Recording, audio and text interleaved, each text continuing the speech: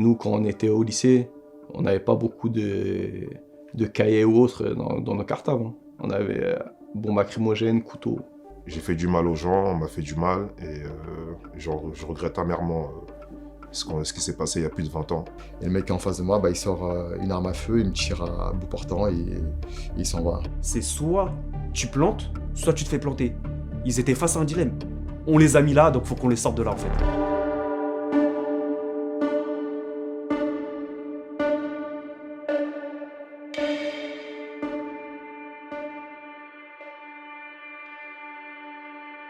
Mon premier souvenir avec le quartier de Villiers-sur-Marne, c'était des bons souvenirs parce que à l'âge de 14, 15, 16 ans, on est allé souvent là-bas parce qu'il faisait pas mal de soirées dansantes et d'après-midi dansantes. Et franchement, ils nous accueillaient très bien. On allait un peu voir des fils de l'extérieur, on voyait ce qui se passait un peu de l'autre côté, donc on avait des bons souvenirs. On allait à Villiers, on s'amusait, les jeunes de Villiers venaient à Champigny, ça se passait très bien. Il y avait les mêmes origines, il y avait les mêmes traits, c'était souvent ou des Maliens, Sénégalais, Mauritaniens, Algériens, tout ça et tout. Donc pour moi, je voyais pas de différence. C'était des mecs qui venaient d'autres quartiers, mais c'était pareil.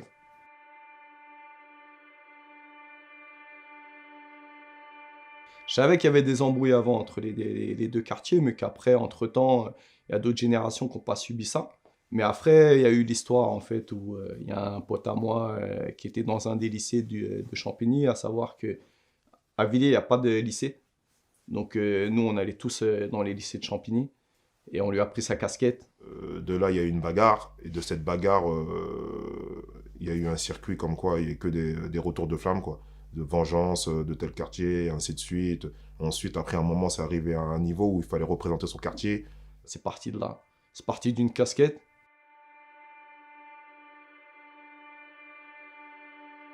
Moi, je suis issu de la génération en fait qui a vécu. Enfin, je suis la génération qui arrive après la rupture. C'est-à-dire que moi, je suis la génération où j'étais confronté dans les années 2000. On était déjà conditionné en fait à cette rivalité dès le collège. On était prêt à être en opposition aux mecs du Bois-l'Abbé en fait. On voulait représenter le quartier, on l'a représenté bêtement. J'ai été incarcéré aussi pour ces rixes à l'époque. J'ai fait du mal aux gens, on m'a fait du mal et je regrette amèrement ce qui s'est passé il y a plus de 20 ans. On organisait même plus ou moins quelquefois des attaques ou autres. À savoir que moi j'étais dans un des lycées c'était le lycée plus proche de Villiers, mais qui était quand même basé à Champigny. Donc nous on était assez nombreux là-bas, donc assez bien posés. Donc ceux qui étaient là-bas, on avait la possibilité de plus ou moins dire aux autres ce qu'ils avaient à faire ou autre. Bah, ça pouvait être toutes les semaines. Bon, il n'y avait pas de planning. En fait, tous les jeunes côtoyaient les mêmes endroits. C'était soit Châtelet, soit Clignancourt, soit Montreuil. Dès qu'on voyait des jeunes du quartier de Villiers, bah, on s'empressait d'aller se bagarrer, etc. Et tout. On a eu pas mal d'affrontements, ou après même quelquefois c'était des situations en fait. C'est des situations où on se retrouvait groupe contre groupe, où il y avait plus des paroles que d'autres, tu vois, des mouvements de foule. Certains qui voulaient impressionner d'autres, certains qui voulaient montrer que, regarde, t'as vu, j'ai été chaud à ce moment-là, tu vois, ce que j'ai fait et tout. C'était des trucs comme ça. Nos téléphones, ils étaient ultra branchés. Dès qu'il y avait un texto en mode c'est chaud, ça pète, bah en fait, on se regroupait rapidement. On séchait les cours. En fait, on séchait les cours pour aller chercher les gens du lycée d'à côté. C'est très psychologique, hein. C'est très, très psychologique, mais en fait, on est constamment prêt. Malheureusement, hein, à cette époque-là, nous, quand on était au lycée, on n'avait pas beaucoup de cahiers ou autres dans nos cartables, hein. On avait bombes lacrymogènes, couteaux, marteaux, tout ce qui pouvait faire en sorte qu'on se défende, on avait. La logique, c'était donner des coups avant d'en recevoir. Des fois aussi, on prenait des armes pour notre sécurité aussi, pour se défendre, parce qu'on ne savait pas sur combien de personnes on allait tomber. Et malheureusement, c'est vrai qu'on utilisait ces armes comme couteau, arme à feu, bâton, etc. Et tout. Et comme je vous dis, on regrette toujours amèrement parce que quand on blesse des gens avec qui on a eu une bonne entente auparavant, c'est pas évident, quoi.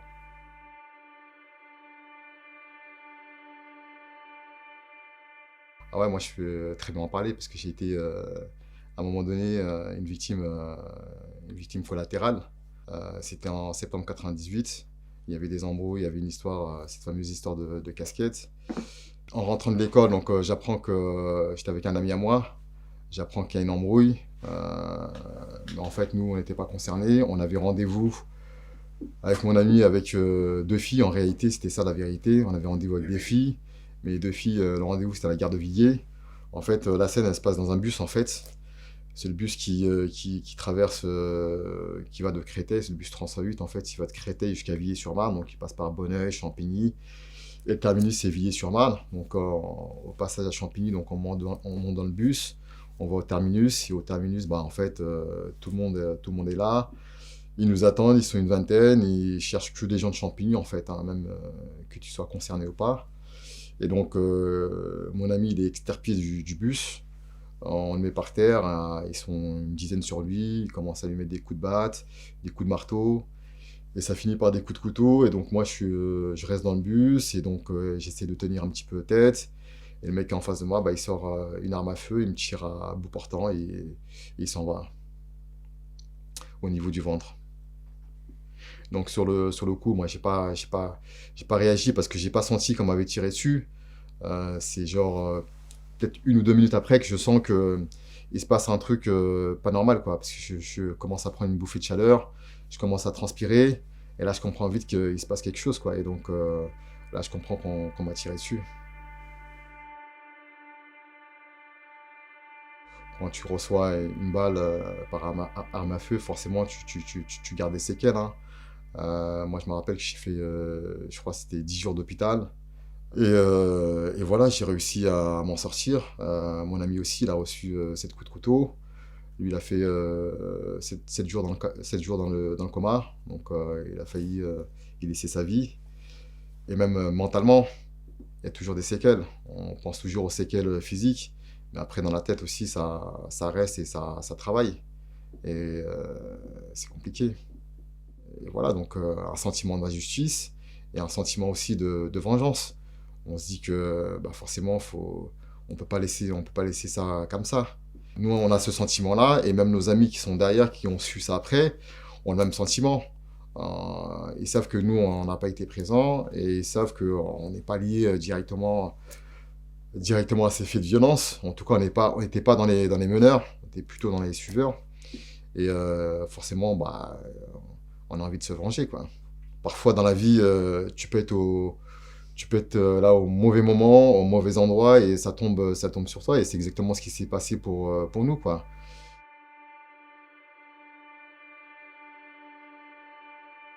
Celui qui allait pas, il se faisait taper au quartier, hein.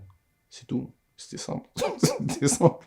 Celui qui allait pas, celui qui n'était pas prêt à y aller, il se faisait taper, c'est tout. Mais c'était pas que moi, hein, c'était un discours de groupe, ça. Quand t'es pas là, quand il t'arrive une galère, bah, y a plus personne, quoi. Et donc moi, c'est exactement ce qui s'est passé. Quand il m'est arrivé ce truc avec elle mamie à Villiers, quand on s'est fait agresser, bah, tout de suite après, bah, la riposte, elle a été présente, quoi. Mais on n'aurait pas été des rixes habituellement, bah, en fait, personne serait... Et c'est comme ça que ça fonctionne dans les quartiers, quoi. Mais c'est pas parce que t'es pas dedans que tu seras à l'abri des mecs d'en face. Parce que la question qui se pose, c'est t'habites où? C'est pas est-ce que t'es dans les embrouilles? C'est pas est-ce que t'as une histoire avec un gars de chez nous? Non, c'est t'habites où? Et si tu dis le mauvais endroit, tu te fais frapper. Ou s'ils savent que t'es de cet endroit-là, tu te fais frapper. Donc, de fait, t'es exposé, t'es en danger. Donc, quitte à être en danger, autant être en danger avec une protection. Donc, faut être dedans, en fait. Quand nous, on se promenait sur Paris, on se promenait à 10, 15, etc. et tout, on était content que les gens nous ouvraient toutes les portes parce qu'on venait du quartier du Bois-l'Abbé. Les gens nous craignaient par rapport à ce que les anciens ils avaient fait et ce que nous, on faisait aussi. Donc, nous, ça nous apportait aussi de la sécurité. Phénomène de bande, ça veut dire qu'on a une appartenance à un groupe, etc. et tout. Et voilà, quand je dis on est dans la fleur de l'âge, on est entre 17, 18, 19, 20, c'est là qu'on se construit, mais on s'est construit d'une mauvaise façon, en fait. On est dans un espace libre, en fait. On est un espace libre où devant nous, en plus dans cette période-là, il n'y a pas d'autorité. C'est les plus grands, ils ne disent pas forcément d'arrêter les conneries que tu fais, tu vois. C'est limite, quelquefois, même quand tu fais des conneries, ah, c'est bien, ce que vous avez fait, c'est pas mal. Nous, on a fait ça, mais ce que vous avez fait, c'est pas mal, c'est un cran au-dessus. Et c'est là où, justement, le bas blesse. Pour moi, il y avait que des éducateurs qui pouvaient comprendre, ou des grands. Mais des gens qui étaient en lien avec nous pouvaient comprendre. Mais sinon, les adultes peuvent pas comprendre.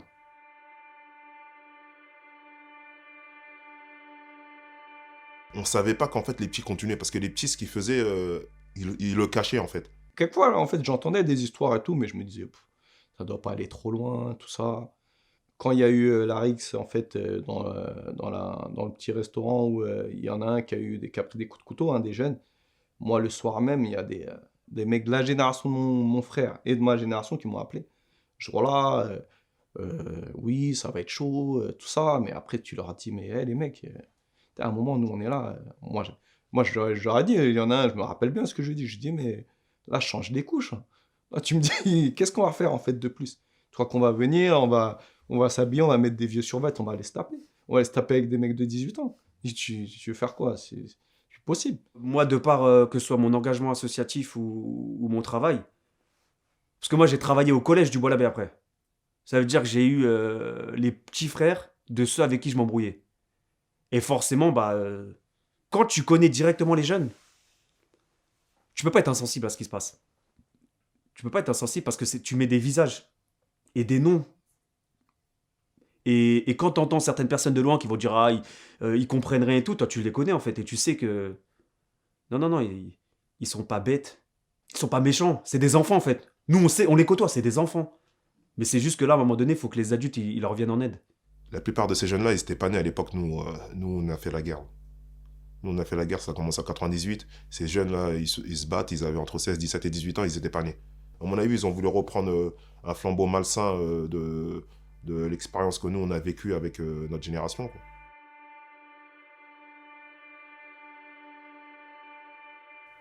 Ils s'étripent en fait toutes les semaines. Et tu sens l'ambiance, parce que moi je parlais avec eux. Et tu sens l'ambiance que en fait, c'est soit tu plantes, soit tu te fais planter. Ils étaient face à un dilemme. Donc à un moment donné, faut les sortir de là en fait. C'est nous qui les avons en vérité posés dans ce mauvais délire. Donc en fait, il faut on les a mis là, donc il faut qu'on les sorte de là en fait. Pour moi, le déclic, c'était en 2017, la fameuse embrouille de Psy. Le petit, c'est le fils d'un grand de chez nous, en fait, que j'apprends dans la journée, il est dans le coma, parce qu'il s'est fait agresser par des jeunes de Villiers. Il a reçu des coups de couteau. Et donc, moi, quand j'apprends ça, en dehors que c'est le fils d'un grand de mon quartier, c'est un petit que je connais, que je vois tous les jours. Et je me dis, là, il est en train de mourir, quoi. Et là, tout de suite, je me dis, il faut qu'on fasse quelque chose, quoi. Ça peut pas continuer, quoi. On s'est réunis avec des personnes légitimes du quartier, quoi. On s'est dit, il faut qu'on arrête ça. Et eux aussi, instinctivement, pour dire comment c'est fort, instinctivement aussi, ceux de notre génération de Villiers-sur-Marne, ils ont pensé pareil que nous. Et il y a eu une vraie prise de conscience, en fait, à ce moment-là. Parce que des appels ce jour-là, là, ce soir-là, il y en a eu, hein, entre les deux quartiers. Ce qui est fort, c'est que chacun a mis de l'eau dans son vin, etc. et tout. Et on s'est dit, putain, on a perdu 10 ans en vérité. 10 ans, on aurait pu faire des affaires ensemble, monter des sociétés ensemble, faire vivre nos quartiers ensemble. En fait, on s'est trouvé bête. Parce que même au téléphone, on savait pas trop quoi dire. Ah, ça va, tu vas bien, etc. et tout. Mais en fait, on s'appelait jamais pour dire ça et tout. Parce que déjà, on n'avait pas nos numéros et on communiquait pas ensemble. Mais de là, on avait compris que c'était pour le même but. On a recréé du lien qu'on avait perdu depuis les rixes qui s'est passé 20 ans auparavant. Donc là, dès qu'on s'est appelé, on s'est dit, bon, 2 jours, il faut qu'on réunisse ces jeunes 2-3 jours après, pour pas que ça s'envenime, parce qu'on savait qu'il allait avoir un retour de flamme par rapport aux jeunes du Bois-l'Abbé qui se sont fait malmener par les jeunes de Villiers. On sait que ça pouvait aller très vite.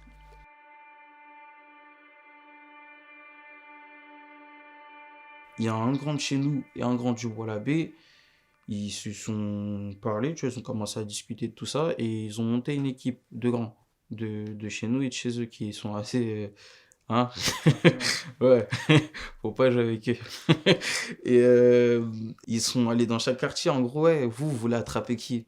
Ouais, nous on veut un tel, on veut un tel, on veut un tel. Ils sont venus chez nous, vous voulez attraper qui? Non, on veut un tel, on veut un tel, on veut un tel. Et après, ils ont attrapé ceux qui voulaient s'attraper, ils les ont réunis. Ils les ont assis autour d'une table. Et là, du coup, il y a eu une réunion. Et il y a eu un dialogue, tu vois, qui a pu être installé entre les deux quartiers. Pourquoi vous vous embrouillez? On a vu que c'est là qu'on a compris, on a vu que ça bégayait, non, c'est pour un regard, c'est pour une soirée, etc. et tout. Donc, nous, on leur a fait comprendre, vous voyez, nous, les personnes qui sont autour de la table, vous savez qu'on se cognait dessus, mais jusqu'au sang. Ils avaient écarquillé, ils disaient, mais on a dit oui, on s'est déplacé pour vous, etc. et tout. Mais nous, ce que vous faites, on l'a fait auparavant, et ça nous a rien apporté, en fait. Vous croyez que c'est Haute-Nou, Bois-l'Abbé, mais non, là, c'est les grands des Haute-Nou et du Bois-l'Abbé qui vous parlent. Donc en fait, on est ensemble, on n'est pas contre. Donc nous, on va vous faire comprendre qu'il faut arrêter tout ça, que vous voulez ou non, vous allez arrêter.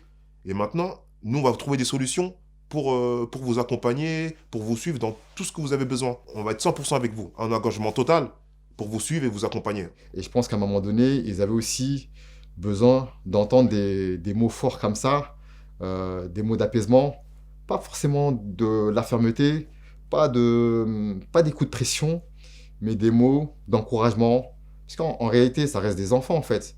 Ils font les grands, ils font les chauds, on se tire dessus, on se met des coups de couteau. Mais au final, ça reste des enfants. Ils ont 14, 15, 16 ans. La mentalité, elle va nulle part, en fait. On leur a parlé parce qu'il y a quelque part, il y a de l'amour pour eux. Il y a de l'amour, donc c'est pour ça qu'on se mobilise. On a pris tous de notre temps, de notre énergie pour s'organiser, pour essayer de calmer ça. C'est parce que quelque part, on les aime.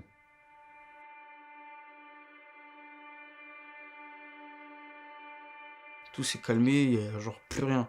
Et après, ce qui s'est passé, c'est qu'il y a eu des événements associatifs où on s'est retrouvés avec les jeunes du Bois-l'Abbé. Il y a eu des cours de sport ensemble. Ok, aujourd'hui c'est chaud. Aujourd'hui c'est chaud.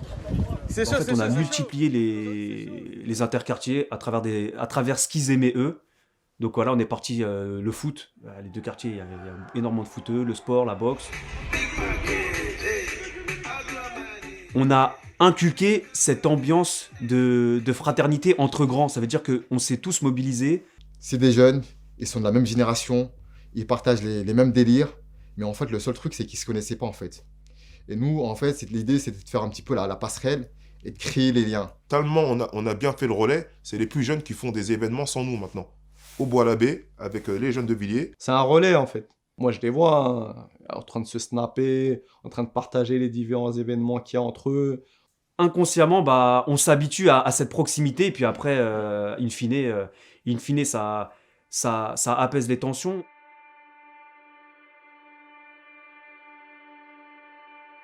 C'est beau, genre de se dire que des gens qui arrivent à se taper dessus, à vouloir limite s'entretuer, ils arrivent à travailler ensemble. Tu peux te dire quoi? C'est parfait. C'est que tout le monde peut arrêter ces histoires-là. Il n'y a pas de ouais, c'est mort de l'autre côté. Tout le monde peut arrêter. En fait, le fait que les grands de Villiers et les grands de Champigny soient ensemble, il y a quelques années en arrière, c'était impossible. On était les pires ennemis du monde. Et aujourd'hui, on est les meilleurs amis du monde, quoi. Et donc, nous, c'est ce qu'on souhaite aussi pour eux, quoi, qu'ils soient les meilleurs amis du monde, quoi. Les vrais bonhommes, c'est eux, parce qu'ils ont fait ce que personne n'a fait. Nous, en vérité, on a reproduit ce que tout le monde a fait, et limite, c'est plus simple.